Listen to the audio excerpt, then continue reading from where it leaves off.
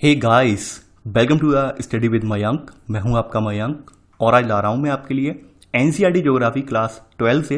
देखिए यहाँ पर आपकी बुक सेकंड चल रही है, भारत, लोग और अर्थव्यवस्था। इसी क्रम में आज आपका यहाँ पर अध्याय 11वां है। देखिए यहाँ पर हम आज अंतर्राष्ट्रीय व्यापार के बारे में जानेंगे। चलिए स्टार्ट करते हैं आज का वीडियो।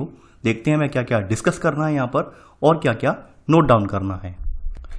बात कर लेते हैं हम इस अध्याय की, यानी यहाँ पर अध्याय हमारा जो है वो अंतर्राष्ट्रीय व्यापार है। जैसा कि आप सभी लोग जानते हैं कि अंतर्राष्ट्रीय व्यापार के मामले में भारत कोई नया देश नहीं है। भारत का जो अंतर्राष्ट्रीय व्यापार था वो कई हजार साल पुराना है, यानी कई हजारों साल पहले भी हमारा अंतर्राष्ट्रीय व्यापार होता था। उस समय अंतर्राष्ट्रीय व्यापार पर जो है भारत का एक अच्छा खासा दबदबा था, आप समझ रहे हैं, यानी भारत की अच्छी खासी पहुंच थी। हर देश जो था भारत के उत्पादों को खरीदने के लिए लालायत था। लेकिन जैसे जैसे समय परिवर्तित हुआ, जैसे जैसे जो है समय बीतता गया, औपनिवेशिक शासन भारत में आया, उसके बाद भारत के उत्पादों की जो है यहाँ पर कह सकते हैं एक दुर्गति होनी स्टार्ट हो गई।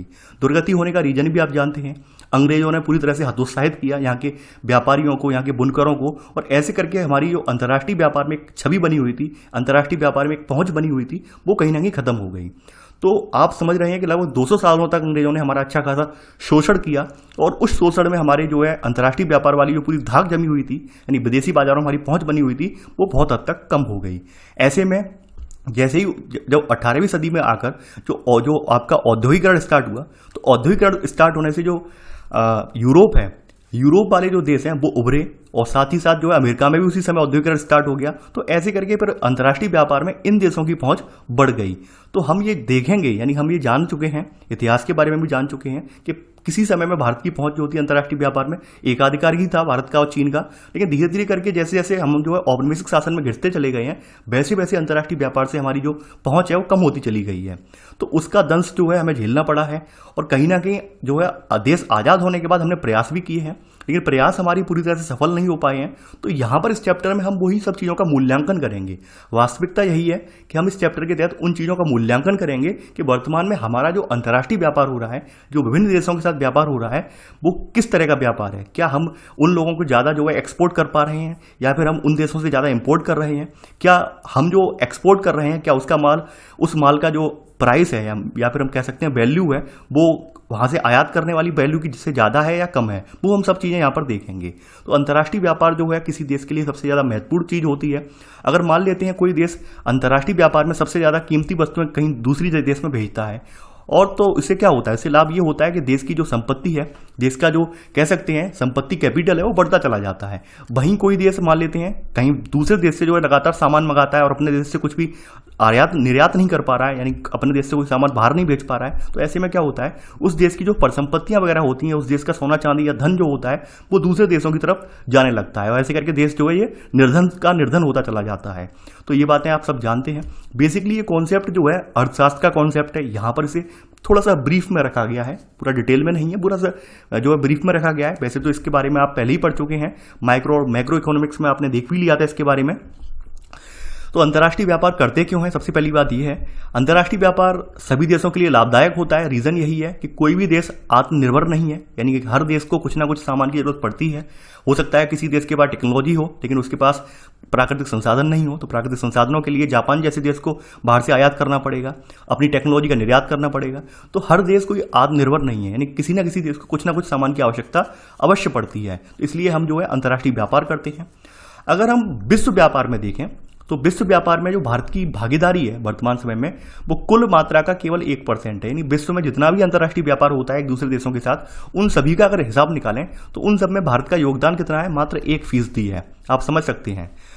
वर्ष 1950-51 में अगर हम देखा जाए, यानी 1950 में और 1951 से लेकर यहाँ पर बताया गया है कि 1950-51 में भारत का जो वैदेशिक व्यापार का मूल्य था वो 1214 करोड़ रुपए था, और ये वर्ष 2016-17 में आते आते कितना हो गया, 44,29,762 करोड़ रुपए हो गया। यानी हमारा जो मूल्य था 1214 करोड़ रुपए का मूल्य था 1950-51 में, कहीं ना कहीं इसमें एक बहुत अच्छी खासी जो है बढ़ोतरी हुई है, और अब वर्तमान में कितना हो गया मूल्य वो दिखाया गया है यहाँ पर। तो आप ये नोट कर लेना। अब देखिए हमारे यहाँ जो है, आपने देखा हमारे यहाँ आयात और निर्यात दोनों की ही वृद्धि हुई। लेकिन सबसे बड़ी प्रॉब्लम हमारे यहाँ क्या रही कि हम जो चीज़ें निर्यात कर रहे हैं उनका मूल्य कम है, यानी कि हमारे यहाँ जो चीज़ें निर्यात की जा रही हैं उनका वैल्यू कम है, और जो चीज़ें हम बाहर से मंगा रहे हैं उसका वैल्यू जो है वो ज़्यादा है, यानी उसका जो वैल्यू है वो काफ़ी ज़्यादा है। इसकी वजह से क्या हो रहा है कि हमारे यहाँ का जो धन ह्रास है वो बहुत ज़्यादा हो रहा है। तो यहाँ पर आप इसी में अगला सब पॉइंट लिख लेना आप कि यद्यपि यहाँ पर आयात और निर्यात दोनों की मात्रा में वृद्धि हुई है, परंतु निर्यात की तुलना में आयात का मूल्य अधिक है। तो आपने देखा था कि भाई ये ऋणात्मक संतुलन बोला जाएगा, ये धनात्मक नहीं है, नहीं धनात्मक व्यापार संतुलन नहीं है, ये ऋणात्मक व्यापार संतुलन है। अगर हम अर्थशास्त्र की भाषा में पढ़ें इसे तो इसे ऋणात्मक व्यापार संतुलन कहते हैं। ऋणात्मक का कहने का मतलब ये है क्योंकि हमारे यहाँ की वस्तुओं का मूल्य कम है और उनके यहाँ की वस्तुओं का मूल्य ज़्यादा है, और हम उनके यहाँ की वस्तुएं ज़्यादा मंगा रहे हैं। यानी कि हम मान लेते हैं यहाँ पे एक देश अमेरिका है और ये हमारा इंडिया है, तो अमेरिका की वस्तुएं हम ज़्यादा मात्रा की मंगा रहे हैं और ज़्यादा मूल्य की मंगा रहे हैं, जबकि हम अपनी वस्तुएं जो हैं कम मात्रा की वहाँ पर भेज पा रहे हैं। तो ऐसे करके हमें हमारा जो धन है जो लगातार कहाँ पर जा रहा है उसका जो गमन हो रहा है वो अमेरिका की तरफ हो रहा है।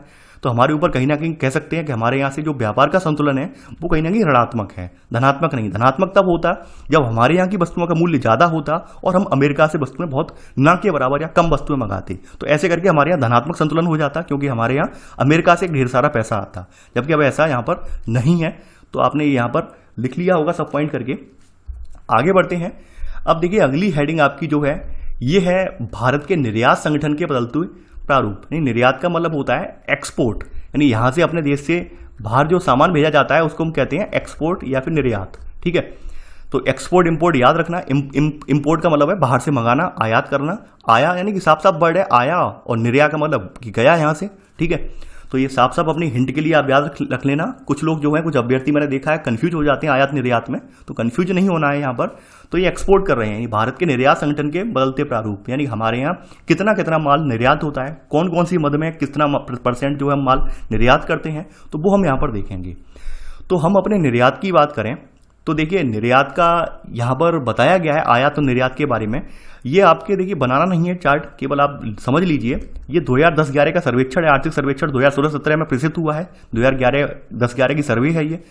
तो यहाँ पर बताया गया है कि भाई 2004-5 में हमारा निर्यात हो पा रहा था, यहाँ पर ये रुपए करोड़ में है, यानी कि ये इतने की बात करोड़ लगेगा यहाँ पर। ये 3,75,340 करोड़ रुपए का हमने निर्यात किया, लेकिन हमने मंगाया कितना, 5,01,065 करोड़ रुपए का हमने सामान बाहर से आयात कर लिया इतने मूल्य का। तो यानी कि हम कहीं ना कहीं नेगेटिव में चले गए, पॉजिटिव में नहीं हो पाए, हम नेगेटिव में चले गए। वैसे ही 2016-17 का रहा। 2016-17 में हमने 18,52,340 करोड़ रुपए का हमने एक्सपोर्ट कर पाए इतने वैल्यू का सामान, लेकिन इससे ज़्यादा का हमने मंगा लिया, यानी आयात हमने कर लिया 25,77,422 करोड़ का। यानी हमारे ऊपर जो लगभग 7,25,082 हम ये नेगेटिव में चले गए। समझ रहे हैं आप, नेगेटिव में इसलिए चले गए क्योंकि हमारा जो निर्यात है वो कम मात्रा का है, यानी कम वैल्यू का है, और हमारा आयात जो है वो ज़्यादा वैल्यू का है। तो यहाँ पर हम जब इसे घटाएंगे इससे, तो ये वैल्यू यहाँ पर निकल के आ जाएगी। तो हमारा व्यापार संतुलन कैसा हो रहा है, यहाँ पर ऋणात्मक हो रहा है। धनात्मक कब होगा, यानी कि जब ये हमारी जो मान लेते हैं कि ये जो है यहाँ पर ये वाला जो है ये कम रहे और ये जो है हमारा निर्यात ज़्यादा रहे, तो ये धनात्मक हो जाएगा। ठीक है, तो ये बातें आपको अर्थशास्त्र में भी मैंने समझाई थी और यहाँ पर भी मैं वही बातें रिपीट कर रहा हूँ। देखिए लिखना नहीं है, केवल आप समझ लीजिए एक मोटे मोटे आंकड़े के तौर पर कि हाँ ये चीज़ें होती हैं, ये है, तो समझ लीजिए केवल आप। आगे बढ़ते हैं यहाँ पर। अब देखिए यहाँ पर बताया गया है भारत का निर्यात संगठन कि हम कितना कितना जो है उत्पाद अपने भेजते हैं, यानी विदेशों में हम अपना कितना कितना उत्पाद भेजते हैं। जैसे बताया गया कृषि और संवर्गीय उत्पाद। कृषि और संवर्गीय का मतलब ऐसे जो उत्पाद जो कृषि कार्यों पर निर्भर हैं, जैसे आपके दुग्ध उत्पाद वगैरह हुए, ये कृषि कार्यों पर ही संवर्गीय उत्पाद बोले जाएंगे। तो 2009-10 में 10% था, 10-11 में 9.9% रह गया, 15-16 में 12.6% और 2016-17 में कम रह गया, 12.3% रह गया। अयस्क क्या खनिज हम अपने यहाँ से जो भेज रहे हैं मात्र 1.9% भेज रहे हैं। जो विनिर्मित वस्तुएं हैं, यानी कि जो मैन्युफैक्चर्ड आइटम है हमारे यहाँ से, तो वो उनका निर्यात ज़्यादा है, 73.6% ज़्यादा निर्यात हो रहा है हमारे यहाँ। पेट्रोलियम वगैरह का निर्यात मात्र हम पेट्रोलियम उसके उत्पाद वगैरह मात्र 11.7%। इसके अलावा अन्य वस्तुओं में सोना चांदी हीरे जवाहरात, ठीक है, ज्वेलरी वगैरह ये सब आ जाती है, तो ये 0.5% है। यानी हमारे यहाँ सबसे ज़्यादा जो निर्यात होता है विदेशों के लिए वो ये होता है विनिर्मित वस्तुएं। ठीक है, तो इसका सबसे ज़्यादा निर्यात हम लोग कर रहे हैं। अब देखिए हमारे यहाँ पर सबसे बड़ी बात यह है कि हम जो कृषि और संवर्गीय उत्पाद हैं, अगर देखा जाए तो भारत खाद्यान्न के मामले में आत्मनिर्भर ही है, आप सभी लोग जानते हैं। सब यानी खाद्यान्न के मामले में हमारे यहाँ प्रचुर मात्रा में खाद्यान्न वगैरह होता है, सब कुछ चीज़ें अच्छी हैं। तो ऐसा क्या पॉसिबल नहीं है कि हम अपने उत्पादों को विदेशी बाजार में भेज सकें? तो देखिए यहाँ पर एक समस्या उत्पन्न होती है, और इसके लिए मैं एक कंपनी का नाम लूंगा। उस कंपनी को लेकर आप लोग कोई टीका टिप्पणी नहीं करेंगे बाद में, ये आप लोगों को ध्यान रखना है, पहले ही मैं बोल दे रहा हूँ। देखिए आपने देखा होगा कि स्वदेशी अपनाओ का बड़ा नारा बुलंद किया गया था कुछ साल पहले, अभी भी किया गया। लेकिन स्वदेशी अपनाओ वाला ये जो नारा देने वाले व्यक्ति थे, वो तो व्यक्ति कोई पहले ही एक्सपायर हो चुके हैं। वो तो उनके बाद में जो नारा उन्होंने पकड़ लिया, जिसके नारे के बलबूते पर जिन्होंने अपना बिजनेस खड़ा किया, उन्होंने पूरा दावा किया था कि हमारे उत्पाद जो है पूरी तरह से स्वदेशी हैं, इसमें कोई भी मिलावट नहीं है। लेकिन जब उनके उत्पादों को ले जाकर अंतर्राष्ट्रीय व्यापार में, यूरोपियन मार्केट में, अमेरिकन मार्केट में परखा गया, तो वहां पर उनके उत्पाद को रिजेक्ट कर दिया गया, यानी मान्यता दी ही नहीं गई, कि परमिशन ही नहीं मिली कि आपके मार्केट के लिए यहाँ पर कोई बाजार उपलब्ध होगा, या आपके मार्केट आपका जो प्रोडक्ट है वो इस किसी स्टोर पर बिकेगा, वो मान्यता दी ही नहीं गई। अगर आप उठा के देखेंगे रिपोर्ट वगैरह, मैं नाम यहाँ पे नहीं ले रहा हूँ, समझ तो गए होंगे आप लोग, तो उन्हें मान्यता ही नहीं मिली। तो ये केवल एक उनकी कहानी नहीं है, ऐसी भारत की मतलब हजारों कंपनी है जिनको यूरोप के मार्केट में या अमेरिका के मार्केट में जगह नहीं मिल पाती है। रीजन क्या है? रीजन ये है कि हमारी जो गुणवत्ता है अंतर्राष्ट्रीय स्तर के मानकों के लेवल की नहीं हो पाती है, यानी हम जो अपनी जो प्रोडक्ट है जिसकी क्वालिटी हमें रखनी चाहिए, वो क्वालिटी हम नहीं दे पाते हैं। इसका एक और एग्जांपल मैं लेता हूं यहां पर, यानी कि हम अपने यहां दूध उत्पादन देख लें, मिल्क, ठीक है। यानी मिल्क के मामले में आप सबके माइंड में एक ही चीज आएगी, अमूल, टेस्ट ऑफ इंडिया, यानी कि अमूल जो है हमारे भारत का टेस्ट बोला जाता है, टेस्ट ऑफ इंडिया। अमूल जैसे दूध उत्पाद भी जो है अमेरिका के मार्केट में, यूरोप के मार्केट में नहीं चल पाते हैं। क्योंकि रीजन क्या है कि हमारे यहाँ मिलावट हद से ज्यादा होती है। आपको कई बार रिपोर्टें आती हैं, गवर्नमेंट की रिपोर्ट भी आती है कि हमारे यहाँ जितना दूध उत्पादन नहीं होता है, उससे ज़्यादा तो पैकेट के रूप में जो प्रसंस्कृत उत्पादों के रूप में बिक रहा है। आपने हर बार रिपोर्ट पढ़ी होगी, अभी कोरोना लॉकडाउन हुआ था तो भी आर्टिकल छपे थे कि भाई इतना मार्केट में दूध उत्पादित होता था, अब लॉकडाउन लगाए तो ये दूध कहाँ गया कहाँ, अब गया कहाँ? वो बनता था, केमिकल वाला बनता था। तो सबसे ज़्यादा हमारे यहाँ नकली दूध भी तैयार किया जाता है, यानी आप समझ रहे हैं। तो इन सब की वजह से हमारा जो कह सकते हैं जो फूड वाले जो उत्पाद हैं, जो खाद्य उत्पाद वगैरह हैं, वो उत्पाद यूरोपीय मार्केट में या फिर अमेरिकन मार्केट में पहुंच ही नहीं पाते हैं। ये हकीकत बात है, नहीं लार्ज स्केल पे हमारे उत्पाद पहुंच ही नहीं पाते हैं, रिजेक्ट हो जाते हैं, और पहुंचते भी हैं तो उन्हें कड़ी प्रतिस्पर्धा झेलनी पड़ती है, बहुत कड़ी टक्कर झेलनी पड़ती है, जिस वजह से हमारे उत्पाद जो है वहां पर मार्केट में टिक नहीं पाते हैं।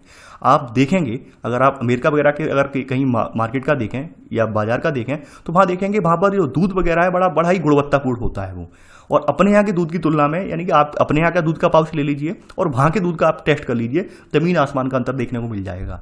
तो इस वजह से हमारे उत्पाद जो हैं खास करके यूरोपीय कंट्री में या फिर अमेरिकन कंट्री में नहीं चल पाते हैं। क्यों? रीज़न यही है कि हमारे यहाँ जो गुणवत्ता मापने वाली इकाइयाँ हैं, गवर्नमेंट की जो अधिकारी, आला अधिकारी वगैरह हैं, सब उनकी मिली भगत की वजह से सब ये ऐसा होता है। यानी आप समझ रहे होंगे कि हमारे यहाँ जो आला अधिकारी तमाम है, उनकी मिली भगत की वजह से सब ऐसा होता है। हमारे यहाँ तमाम कंपनियों के, ऐसी कंपनियों को लाइसेंस दे दिए जाते हैं जिन्हें ये तक नहीं पता होता है कि भाई इस चीज़ में क्या क्या इंग्रेडिएंट मिलाने हैं। तो ये हकीकत है जिसकी, तो इस वजह से हमारे उत्पाद जो है विदेशी मार्केट में पिट जाते हैं, ये हकीकत है। और आप यहाँ पर अगर तमाम आर्टिकल देखेंगे, यानी तमाम जो अखबार हैं, बिजनेस स्टैंडर्ड वगैरह, उन सब में बार बार ये जो आर्टिकल छपते वगैरह हैं इन सबको लेकर कि भाई ये कारण है, इसकी वजह से हमारे उत्पाद चल नहीं पा रहे हैं। तो ये एक मेजर रीज़न है। आगे बढ़ते हैं यहाँ पर, तो यहाँ पर वही सब चीज़ें बताई गई हैं। तो यहाँ पर आप पहला पॉइंट लिखेंगे यहाँ पर कि भारत के अंतर्राष्ट्रीय व्यापार में वस्तुओं के संगठकों के में समय के साथ बदलाव आए हैं, ठीक है। इसमें सब पॉइंट लिख लेना। इसमें कृषि तथा संवर्गीय उत्पादों का हिस्सा घटा है, जबकि हमारे यहाँ पेट्रोलियम और अपरिष्कृत उत्पादों और अन्य वस्तुओं में वृद्धि हुई है, ठीक है। अब देखिए यहाँ पर साफ साफ लिखा गया है कि भाई परंपरागत जो हमारी वस्तुएं हैं, जैसे हमारे कृषि उत्पाद वगैरह हैं, इनमें गिरावट आने का रीजन क्या है? रीजन यही है कि गुणवत्तापूर्ण नहीं है। यानी हमारे यहाँ का गेहूं देख लीजिए और वहाँ का गेहूं देख लीजिए, हमारे यहाँ के आटा का पैकेट उठा के देख लीजिए और अमेरिकी मार्केट का आटा का पैकेट उठा के देख लीजिए, दोनों में बहुत अंतर है। यानी हमारे यहाँ जो टॉप लेवल की कंपनियों का दावा जो करते हैं, उन कंपनियों के भी नकली उत्पाद बनाए जाते हैं। अभी कुछ दिन पहले की बात है, देश का जो सबसे फेमस नमक है, जो हम और आप खाते हैं, टाटा नमक, मैंने टाटा नमक की पूरी एक फैक्ट्री देखी और वाकई में उसे देख के हतप्रभ रह गया कि वहाँ पर उसका नकली पैकेजिंग हो रही है और धड़ल्ले से मार्केट में सप्लाई भी होती है टाटा नमक की। तो अब यकीन बिल्कुल नहीं रहा कि भाई टाटा नमक हम जो कह रहे हैं हम ये देश का नमक खा रहे हैं, बिल्कुल मिलावट नहीं है इसमें, उसकी भी नकली पैकिंग हो रही है। तो आप समझ सकते हैं ऐसे यानी कितनी उत्पाद होंगे मार्केट में जिन सबकी नकली पैकेजिंग होती है। और ऐसा नहीं है ये हमारे अधिकारियों को, सरकारी तंत्र की नॉलेज में नहीं, सब नॉलेज में है, लेकिन सब मिली भगत की वजह से ये सब होता है। तो आप समझ रहे होंगे कहीं ना कहीं ऐसी छवि की वजह से, ऐसा कृत्य करने की वजह से हमारी छवि जो है लगातार खराब हो रही है। और आप ये सब अनुभव करते होंगे मार्केट में दिनों दिन, डेली आप देखते हैं फलानी फैक्ट्री का भांडाफोड़ हुआ, फलानी का भांडाफोड़ हुआ।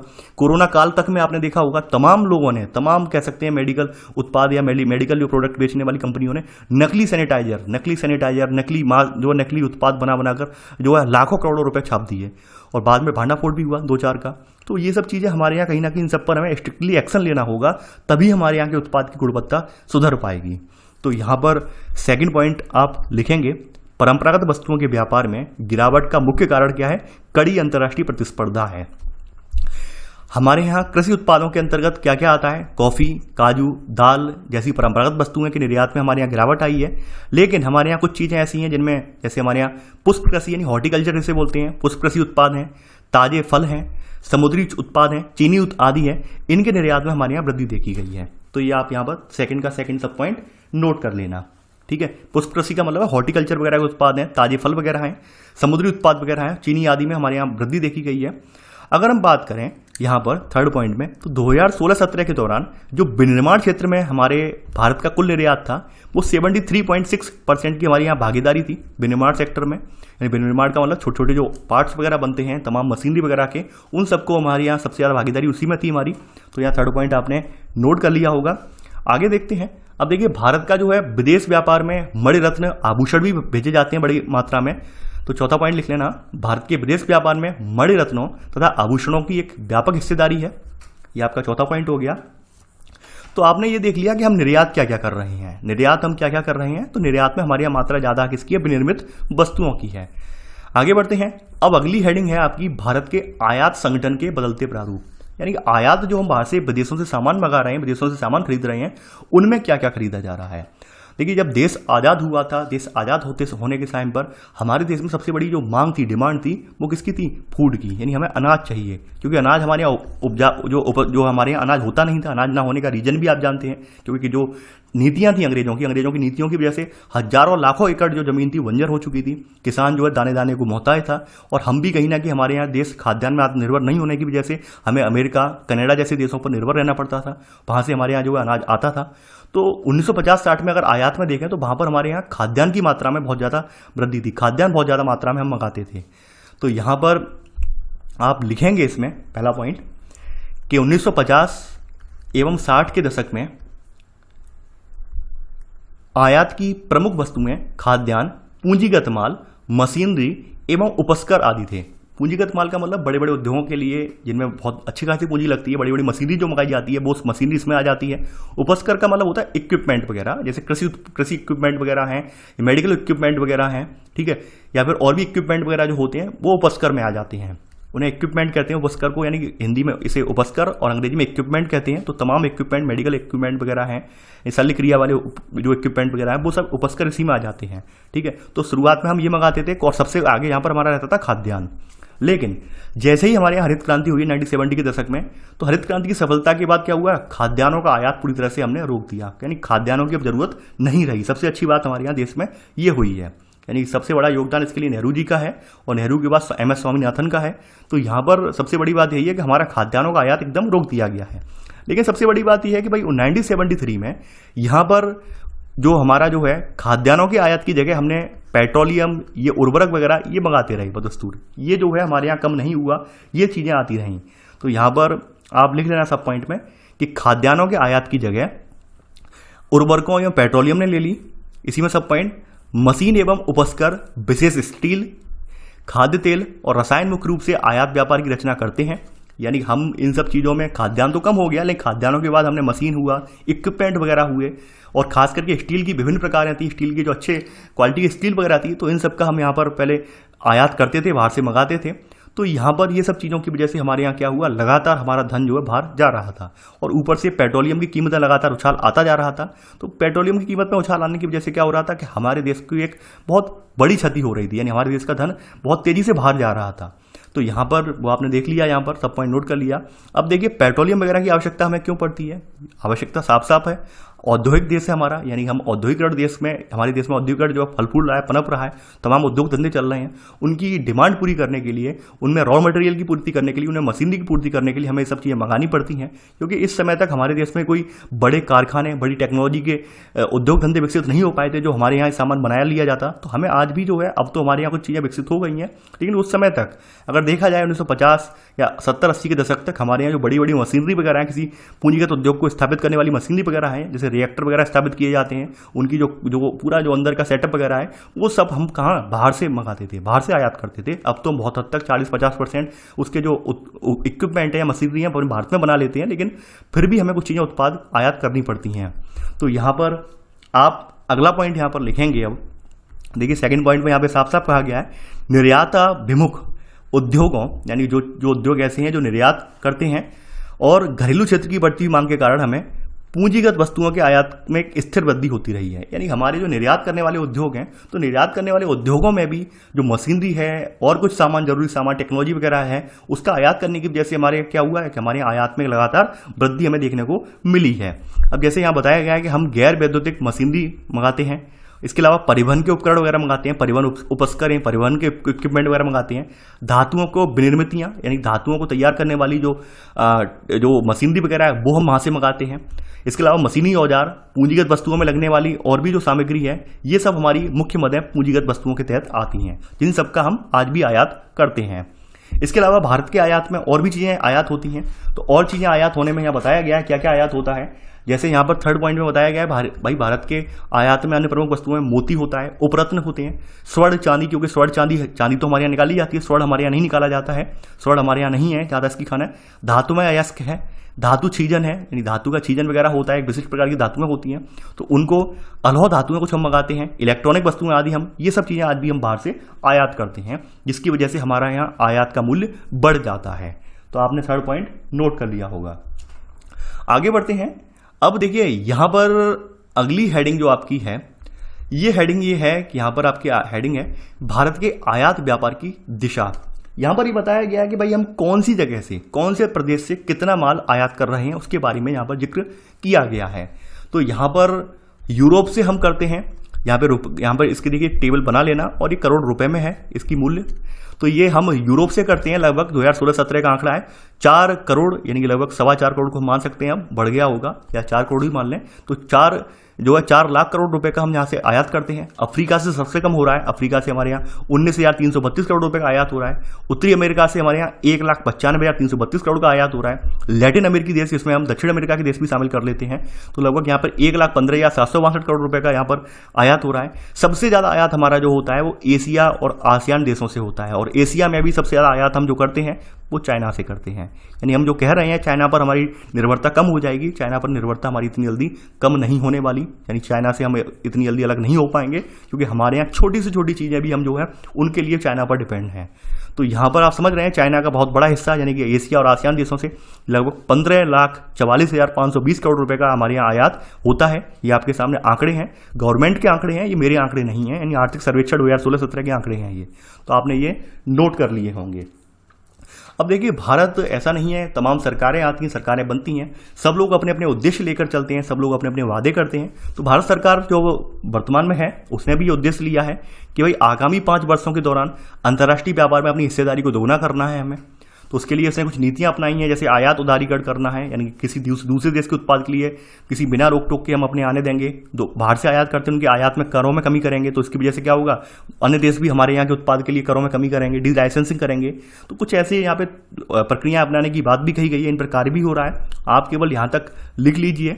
देखिए हमारा जो मोस्टली व्यापार होता है, अंतर्राष्ट्रीय व्यापार होता है, वो समुद्री मार्ग के जरिए होता है, लेकिन कुछ हमारे देश ऐसे भी हैं, पड़ोसी देश, अड़ोसी पड़ोसी छोटे छोटे देश ऐसे हैं जिनसे हमारा जो व्यापार सड़क मार्ग के द्वारा भी किया जाता है। जैसे विदेशी व्यापार का छोटा सा भाग हमारे यहाँ नेपाल का सड़क मार्ग से होता है, भूटान का भी सड़क मार्ग से होता है, बांग्लादेश और पाकिस्तान जैसे पड़ोसी राज्यों में, तो यहाँ पर क्या है, सड़क मार्ग के द्वारा हमारे यहाँ इनसे व्यापार किया जाता है, ये आप लिख लेना।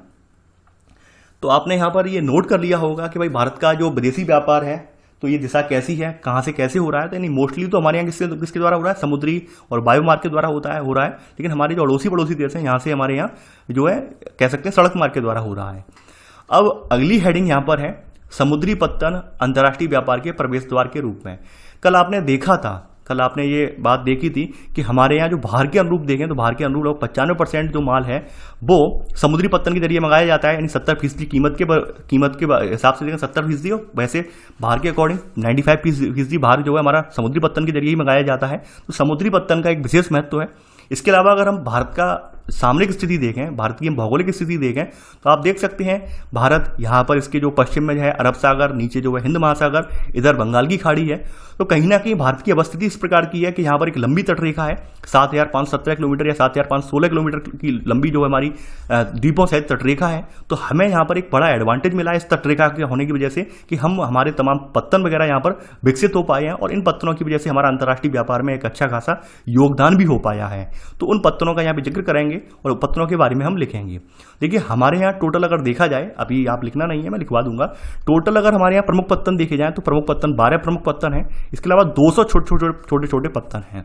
अब देखिए हमारे यहाँ पर अगर आप मैप देख रहे होंगे तो मैप में आप यहाँ पे पा रहे होंगे मैप में यहाँ पर कि यहाँ पर आपने पहले भी देखा था और पहले मैंने पढ़ाया भी था कि हमारा जो पश्चिमी हिस्सा है यानी कि ये वाला हिस्सा है वो ऊंचा है और ये पूर्वी वाला हिस्सा जो है वो नीचा है। यानी कि पश्चिम का ढलान कहाँ पर है, पूरब की तरफ है, इस तरफ है।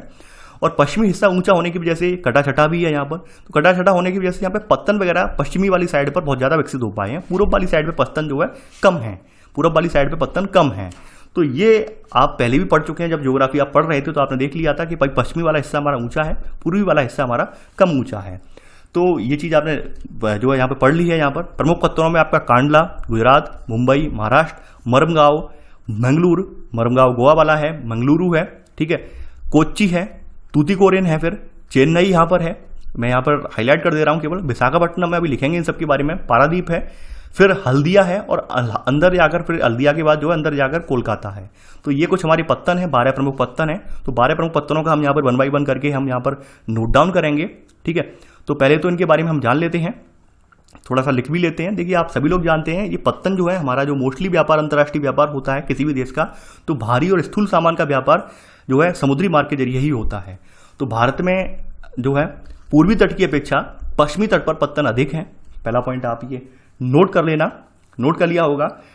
इसी में सब पॉइंट यहाँ पर लिखेंगे आप कि वर्तमान में हमारे भारत में कितने 12 प्रमुख पत्तन है और 200 छोटे या मझोले पत्तन, मझोले का मतलब मध्यम आकार के पत्तन।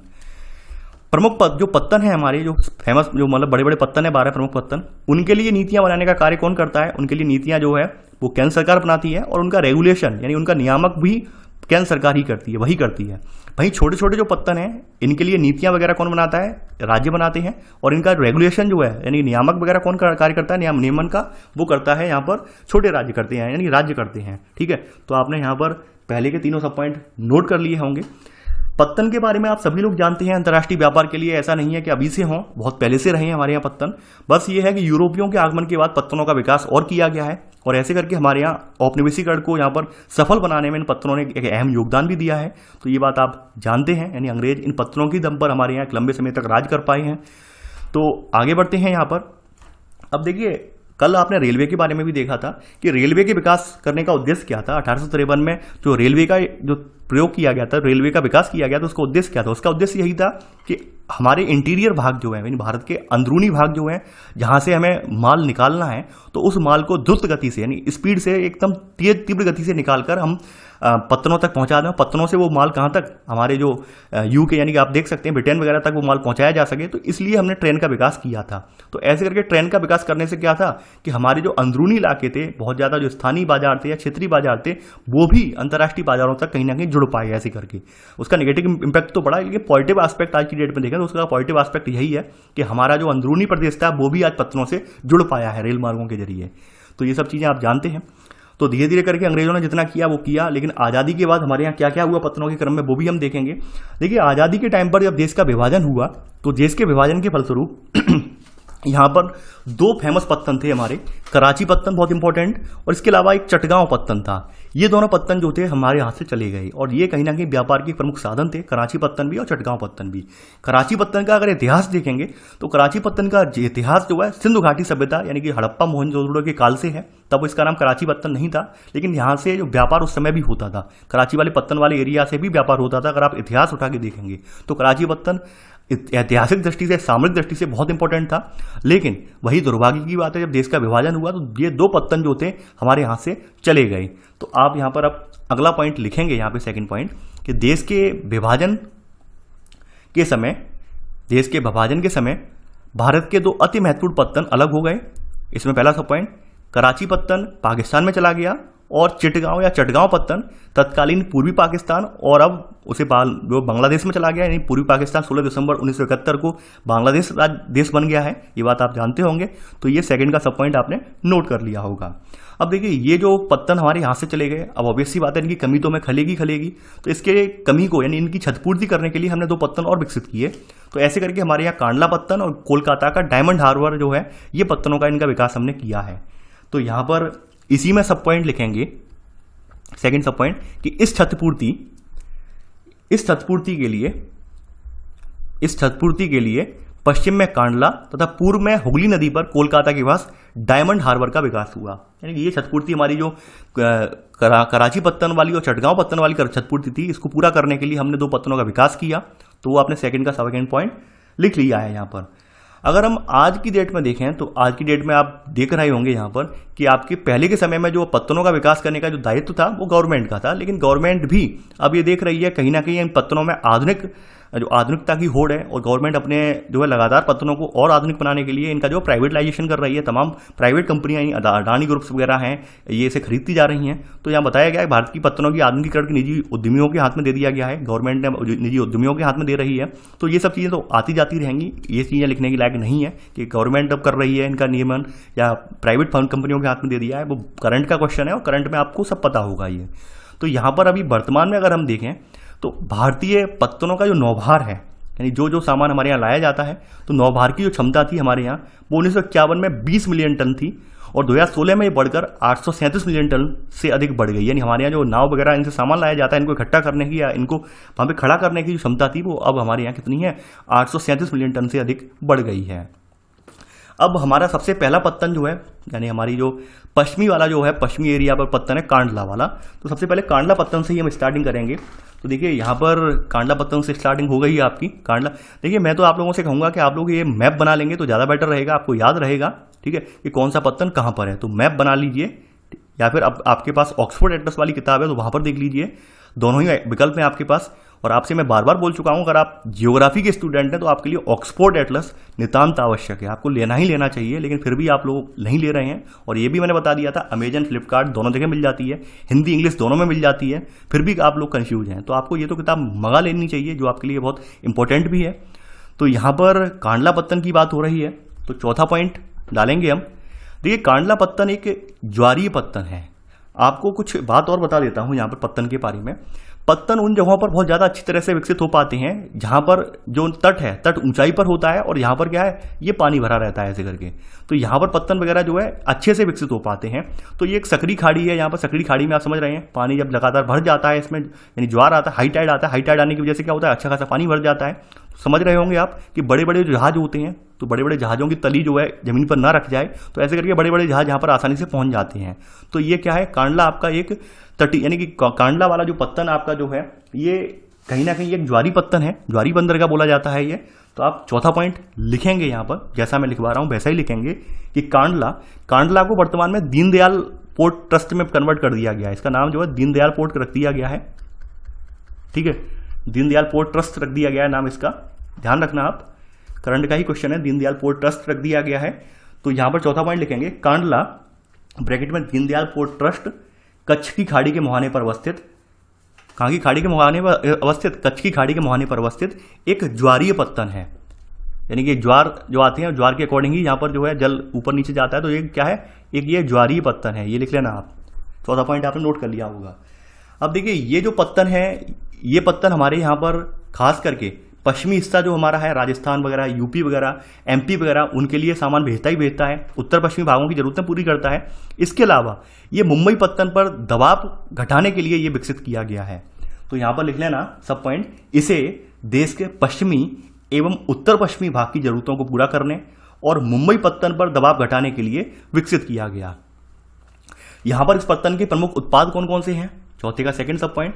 यहां पर इसके प्रमुख उत्पाद जो हैं पेट्रोलियम उत्पाद, उर्वरक, ये सब यहां पर इसके लिए बनाया गया है। इसमें दबाव कम करने के लिए इसके बगल में एक यहां पर बाड़ीनार में बताया गया है कि भाई एक टर्मिनल बना दिया गया है। इन सबसे ज्यादा महत्व नहीं है, केवल आप कांडला लिख लीजिए तो ये आपने लिख लिया होगा। पृष्ठ प्रदेश का मतलब क्या होता है कि हर जो पत्तन है उसका एक अपना अपना एक क्षेत्र होता है। वैसे अगर देखा जाए जल के अकॉर्डिंग तो जल में ये सीमाएं इनकी कोई स्पष्ट नहीं होती हैं कि भाई कौन से पत्तन का क्षेत्र ये है, कौन से पत्तन का क्षेत्र ये है, लेकिन हमने एक आभासी रूप में मान लिया है कि भाई ये इसका पृष्ठ प्रदेश है, ये कांडला का पृष्ठ प्रदेश है, ये बाड़ीनार में जो हमने एक बनाया है यहाँ पर स्टेशन उसका पृष्ठ प्रदेश है, हमने एक आभासी रूप में मान लिया है। ठीक है, तो ये यहाँ पर ज़्यादा पैनिक नहीं होना है इसके बारे में। पांचवा पॉइंट अब आप नोट करेंगे मुंबई पत्तन के बारे में। देखिए मुंबई में दो पत्तन हैं, एक तो मुंबई पत्तन है और मुंबई पत्तन एक प्राकृतिक पत्तन है। प्राकृतिक का मतलब ये है प्राकृतिक रूप से यहाँ पर हमें कुछ भी नहीं करना पड़ा है। प्राकृतिक रूप से यहाँ पर अच्छा खासा एक तट था, एक यानी कि एक ऊंचाई पर तट था और नीचे अच्छा खासा पानी था, गहराई थी अच्छी खासी, और यहाँ कटा तट होने की वजह से तो ये देश का सबसे बड़ा पत्तन है मुंबई पत्तन। और ये पत्तन अगर देखा जाए मध्य पूर्व भूमध्य सागरीय देश, उत्तरी अफ्रीका, ठीक है, उत्तरी अफ्रीका, उत्तरी अमेरिका और यूरोप के देशों के साथ सामान्य मार्ग के निकट स्थित है। ये आपने नोट कर लिया होगा। ये जो पत्तन है आपका, ये कहाँ से कहाँ तक, इसका जो पृष्ठभूमि कहाँ तक है, यानी पृष्ठभूमि का मतलब कहाँ कहाँ तक इसके सामान की डिलीवरी होती है, कहाँ तक इसका सामान पहुँचाया जाता है। तो ये एमपी, महाराष्ट्र, गुजरात, यूपी, राजस्थान के भाग मुंबई जो है पत्तन की पृष्ठभूमि की रचना करते हैं। यानी इन सब का सामान यहाँ तक आता भी है और यहाँ से सामान मुंबई के जरिए पहुँचाया भी जाता है, बाहर भेजा भी जाता है इन प्रदेशों का सामान। ठीक है, अब इसी में ही अगला सब पॉइंट है, सेकंड सब पॉइंट। देखिए यहाँ पर एक जवाहरलाल नेहरू पत्तन विकसित किया गया है नाभा सीमा में, मुंबई पत्तन के दबाव को कम करने के लिए अनुषंगी यानी सैटेलाइट पत्तन के रूप में से विकसित किया गया है। और ये जो जवाहरलाल नेहरू पत्तन है ये भारत का विशालतम कंटेनर पत्तन है और वर्तमान में देखा जाए तो सबसे बड़े पत्तन की संज्ञा भी इसे दी गई है अभी। ठीक है, तो ये जवाहरलाल नेहरू के बारे में सेकंड सब पॉइंट आप, पांचवें का सेकंड सब पॉइंट आप, सेकंड जो थर्ड सब पॉइंट आएगा ये लिख लेना आप। तो ऐसे करके मुंबई में दो पत्तन हो जाएंगे, एक तो मुंबई पत्तन है और जवाहरलाल नेहरू पत्तन या नावा शिवा पत्तन के नाम से भी फेमस है, तो दो पत्तन मुंबई में हो जाएंगे। तो ये आपने नोट कर लिया होगा। अगला पत्तन है यहाँ पर छठवां पत्तन आपका मर्मगांव, गोवा का मर्मगांव पत्तन है। ये जो है जो नदमुख यानी जिसे हम एस्चुअरी कहते हैं, एस्चुअरी के बारे में आपने पढ़ा होगा पहले से, एस्चुअरी पढ़ाया भी था क्लास 11th में। एस्चुअरी वह स्थान होता है जहां पर ऊंचाई से यानी मीठा पानी और खारा जल आकर मिलता है, तो उस स्थान को एस्चुअरी बोलते हैं। यानी तीव्र गति से कोई पानी जो जल है यहाँ पर आके जब मिल जाता है मीठा पानी और यहाँ पर खारा पानी आपस में मिलता है, तो उस जगह को एस्चुअरी बोलते हैं। यानी ज्वारी नदमुख पर स्थित है, तो ये ज्वारी नदी का नाम है। तो यहाँ पर लिखेंगे इसमें थोड़ा सा आप कि ज्वारी नदमुख के मुहाने पर, यानी ज्वारी नदमुख के मुहाने पर अवस्थित मर्मगांव पत्तन गोवा का एक प्राकृतिक बंदरगाह है। प्राकृतिक का मतलब ये है कि ऑलरेडी यहाँ पर कटा छटा था स्थान, ये हमें इसके लिए कोई विशेष प्रयत्न नहीं करना पड़ा है, इसकी तली वगैरह नहीं खाली करनी पड़ी है, तो वो बताया गया है। ये क्या है, प्राकृतिक बंदरगाह है, आपने लिख लिया होगा। ठीक है, और देखिए ये जो बंदरगाह है इसी में सब पॉइंट, ये बंदरगाह जो है लौह अयस्क के निर्यात के लिए प्रसिद्ध है। यहाँ से लौह अयस्क का निर्यात बहुत ज्यादा किया जाता है, तो लिख लेना इसी में सब पॉइंट। यह बंदरगाह जो है मर्मगांव लौह अयस्क के निर्यात के लिए प्रसिद्ध है। ठीक है, छठे का सब पॉइंट पूरा हो गया। इसके अलावा कोंकण रेलवे वगैरह का विकास हुआ है, तो इसकी वजह से भी इसको जो है बल मिला है। ये सब बातें बताई गई हैं। पृष्ठभूमि में वही बताया गया, आसपास के क्षेत्र जो है इन सब तक सामान पहुंचता है, इनका सामान इसके जरिए बाहर निकाला जाता है, वो सब लिखा गया है, ज़्यादा इंपॉर्टेंट नहीं है। इसके बाद अगला पत्तन आ जाता है न्यू मंगलौर पत्तन, कर्नाटक में स्थित है और ये लौह अयस्क और लौह सांद्र के निर्यातों की जरूरतों को पूरा करता है। लौह अयस्क वगैरह बाहर भेजता है और लौह सांद्र यानी जो आपका लोहा वगैरह है वो भी बाहर निर्यात करता है ये। और ये खास करके कुद्रेमुख की जो खाने हैं, तो कुद्रेमुख की खानों से निकलने वाला लोहा जो है आपका बाहर भेजता है, ये बात आप जानते होंगे। कुद्रेमुख से जो प्राप्त लोहा है उसको बाहर भेजता है ये। तो यहाँ पर क्या क्या चीज़ें बाहर भेजी जाती हैं, सब पॉइंट साथ में का लिख लेना कि यह पत्तन उर्वरकों, पेट्रोलियम उत्पादों, खाद्य तेल है, कॉफी, चाय, लुगदी, सूती, ग्रेनाइट पत्थर, ठीक है, शीरा का मतलब जानते हैं मोलेसिस, जिससे शराब तैयार की जाती है। यानी आप जो गन्ने का रस होता है, गन्ने के रस से जो कहते नहीं है जो गुड़ या मिठाई जो इसे हम बोलते हैं, देसी मिठाई बोलते हैं हम, तो उसको अगर हम थोड़ा सा गर्म कर दें तो शीरा बन जाता है, मोलेसिस बोलते हैं उसे। तो ये इन सबको यहाँ से निर्यात किया जाता है। ठीक है, तो ये आप यहाँ पर लिख लिया होगा साथ में का सब पॉइंट, या फिर मंगाया जाता है। आगे बढ़ते हैं यहाँ पर। अब अगला पत्तन यानी ये तो आपने कर्नाटक वाला देख लिया। अब 8वां पॉइंट आप डालेंगे, ये है वेम्बनाड कयाल। कयाल का मतलब आप जानते हैं कि भाई लैगून झील है यहाँ पर, तो ये से अरब सागर की रानी भी कहा जाता है इस वेम्बनाड कयाल को, और इसके नाम से लोकप्रिय है। और इसी के मुहाने पर एक पत्तन है कोच्चि पत्तन, जो कि एक प्राकृतिक पत्तन है। ठीक है, ये आप लिख लेना इसके बारे में। ये जो है कोच्चि पत्तन जो है ये प्राकृतिक पत्तन है, और इस पत्तन को यहाँ पर आप लिख लेना इसी में सब पॉइंट। इस पत्तन को स्वेज कोलंबो मार्ग के पास अवस्थित होने का लाभ प्राप्त है। स्वेज देखिए एक तरफ तो यहाँ पर स्वेज नहर वाला मार्ग इसे मिल जाता है, और साथ ही साथ श्रीलंका जाने वाला जो कोलंबो वाला मार्ग है उसका भी लाभ इसे मिल जाता है, यानी दोहरा लाभ मिल जाता है।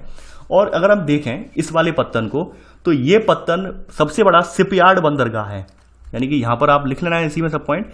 यह भारत का सबसे बड़ा शिपयार्ड, शिपयार्ड का मतलब क्या होता है, जहाज वगैरह खड़ा करने वाला, तो सबसे बड़ा शिपयार्ड बंदरगाह है। ठीक है, सबसे ज्यादा शिप वगैरह यहाँ पे खड़े होते हैं, तो यहाँ पे सब पॉइंट लिख लेना है इसी में कि यह भारत का सबसे बड़ा शिपयार्ड बंदरगाह है। ठीक है, शिपयार्ड का मतलब होता है जहाज वगैरह खड़े करने का स्थान, जहां पर जहाज हम खड़े कर सकते हैं, तो ये भारत का सबसे बड़ा अभी है वर्तमान में।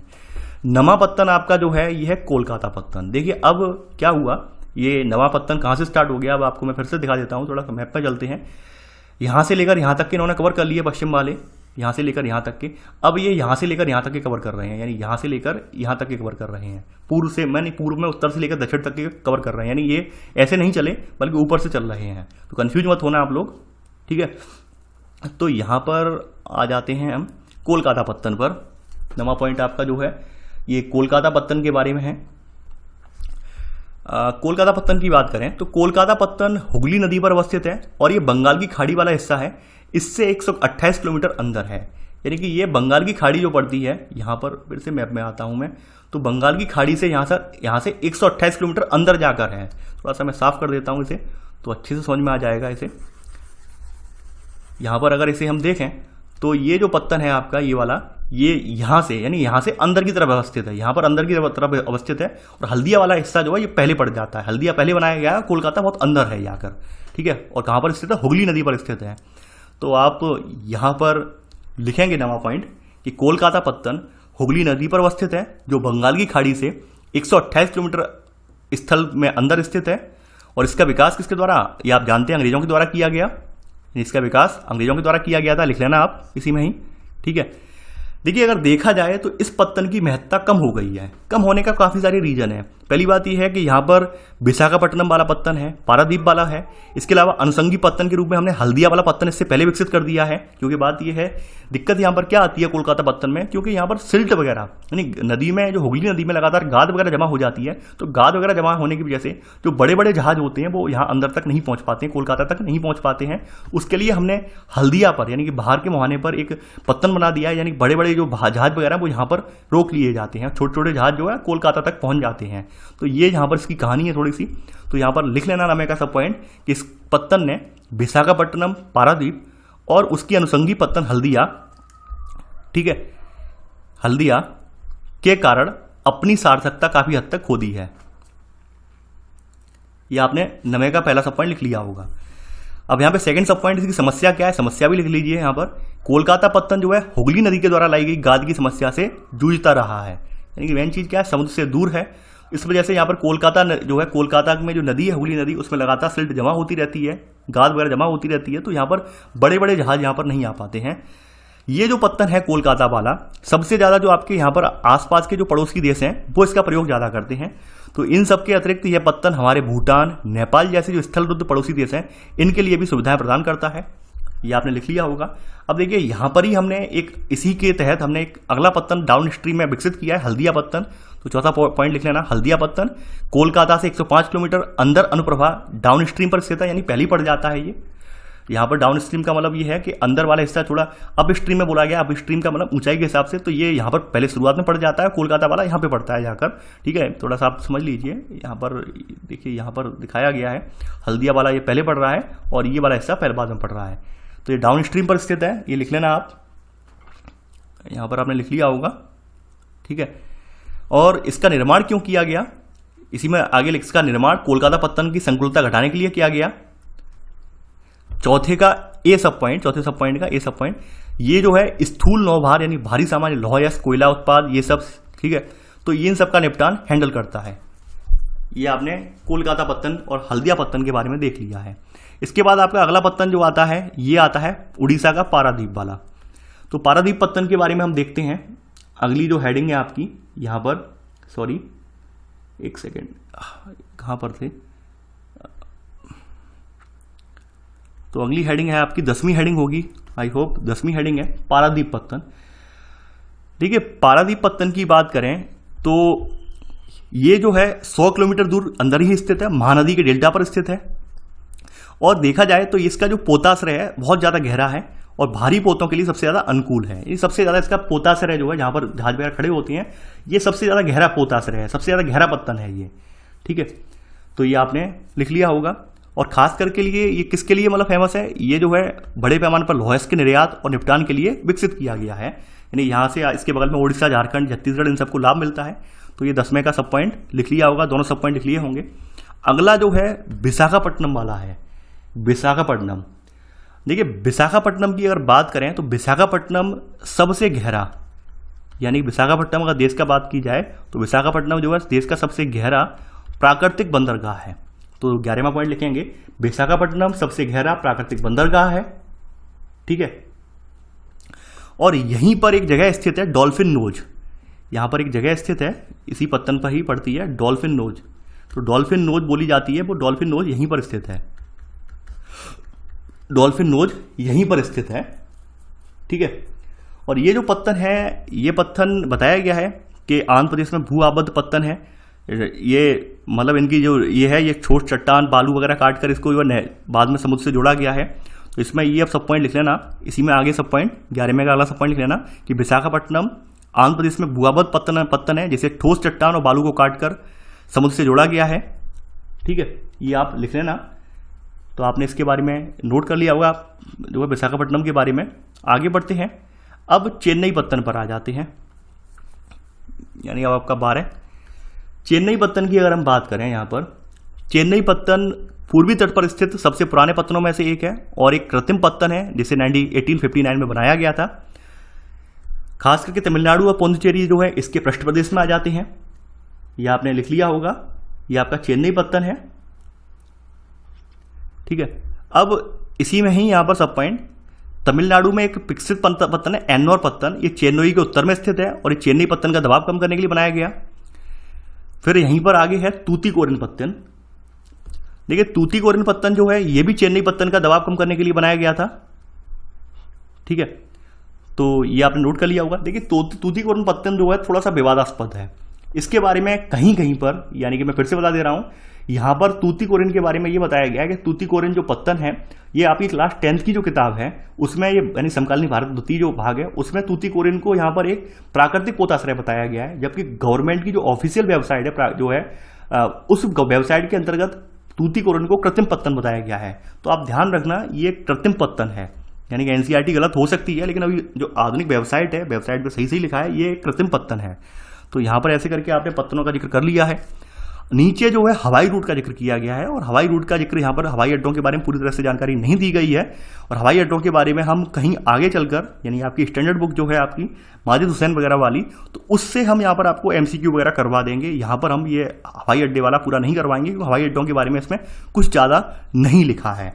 तो ऐसे करके आज आपका जो चैप्टर 11 है ये भी समाप्त हो गया है। आई होप अब हम बिल्कुल नज़दीक पहुंच चुके हैं। अब आपका एक चैप्टर और बचा है, तो एक दिन की बात और है, उसके लिए मैं पूरी प्रयास कर रहा हूं कि वो चैप्टर एक दिन में पूरा हो जाए। तो आई होप आपको लेक्चर पसंद आया होगा। देखिए आप लोगों ने प्रॉपर वे में नोट्स बना रहे होंगे। मेन चीज़ ये है कि अब आप इनका अभ्यास करते रहिए, निरंतर अभ्यास करिए और बहुत जल्दी मैं आने वाले दिनों में 2-3 दिनों में या फिर आने वाले बहुत जल्दी यहाँ पर आने वाले दिनों में मैं ये सब जो आपकी एनसीईआरटी वाली जो किताबें हैं और इनसे बने हुए एमसीक्यू हैं जो मैंने लगभग 2.5 साल पहले बनाए थे वो सब अपडेट किए जाएंगे। यानी जहाँ जहाँ पर उनमें मिस्टेक वगैरह है वो अपडेट की जाएगी, कुछ और नए तथ्य वहाँ पर जोड़े जाएंगे। तो आप परेशान बिल्कुल ना हो। आप यहाँ पर से कुछ लोग कमेंट करते हैं कि सर यहाँ पर आपने वो यहाँ पर ऐसा बताया है, वहाँ पर वो लिखा हुआ है। वो रीज़न ये था कि 2.5 साल पहले जब हमारे पास ना तो कोई टीम थी जो वहाँ पर देख सकती, प्रूफ रीडिंग कर सकती थी, बहुत जल्दबाजी में वो सब काम हुआ था, ठीक है। तो अब हम उसे अपडेट कर देंगे, हमारे पास टीम भी है, यानी अच्छे से उस कंटेंट को फिर से मैनेज करके अपडेट कर देंगे। तो आप लोग परेशान बिल्कुल ना हो, चैनल के साथ जुड़े रहिए। तो चलिए आज के लिए बस ना ही। आई होप आपको लेक्चर पसंद आया होगा। तो थैंक्स फॉर वॉचिंग। जय हिंद।